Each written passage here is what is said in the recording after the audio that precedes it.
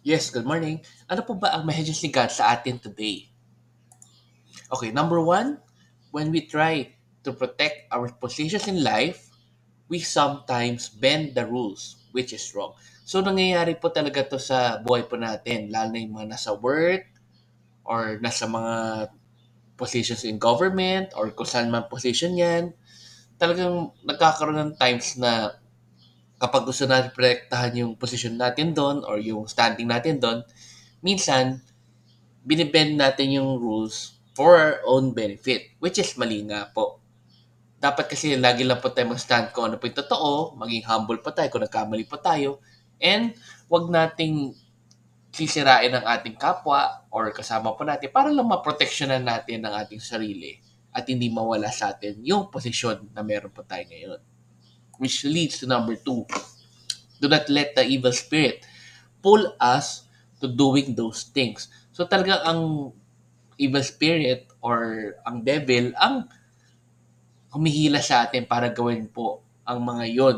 Kaya dapat magkaroon tayo ng ah, decision na wag po gawin yon. Plus dapat talagang magkaroon tayo ng a hard will or a will na wag pong gawin ang mga bagay na kasi nakakasakit na tayo sa kapwa at mali rin po talaga yon. Which leads us to number three. Do we have practical wisdom that applies to virtues of the heart and mind? So, meron po ba tayong mga practical na mga things na ginagawa sa buhay po natin or yung mga truths para po magawa natin kung ano po ba ang totoo at tama. Which leads to number four. Let us be aware of people twisting Jesus' truth to suit their own agenda. So marami po nito sa social media, sa mga nakikita natin sa YouTube rin or sa mga videos na pinapalabas po sa Facebook or sa iba pong mga bagay-bagay. Sana maging aware po tayo na yung mga tao pong gumagawa nito ay iniiba po yung truth ni Jesus para lang ma-suit po yung kanilang needs or yung kanilang agendas or kung ano yung gusto nilang mangyari po sa kanilang mga buhay-buhay.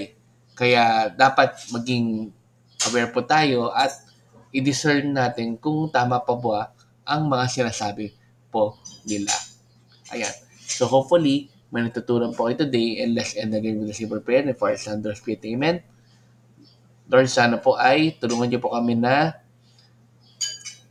malaman po kung ano po yung totoo na dapat intindihin or paniwalaan sa mga taong nakikita po namin na nagsasabi po ng word nyo sa ibang mga media outlets or sa social media.